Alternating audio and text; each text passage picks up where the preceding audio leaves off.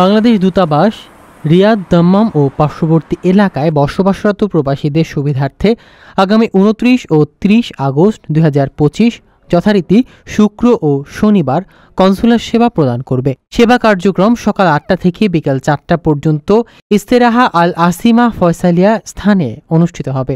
প্রবাসীরা ই পাসপোর্টের জন্য অনলাইনে পূরণকৃত আবেদনপত্র এবং জাতীয় পরিচয়পত্র, অনলাইন জন্ম নিবন্ধনের ইংরেজি কপি সঙ্গে আনবেন।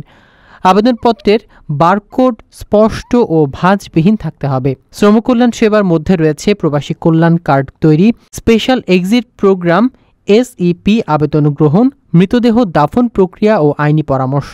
সোনালী ব্যাংকের সেবার আওতায় মোবাইল নম্বর, পাসপোর্ট ও নমনীয় NID কপি দিয়ে বিনামূল্যে সঞ্চয় হিসাব খোলা, ব্যালেন্স স্টেটমেন্ট দেখ এবং বাংলাদেশ অর্থ হস্তান্তরের জন্য ই-ওয়ালেট অ্যাপ রেজিস্ট্রেশন করা হবে।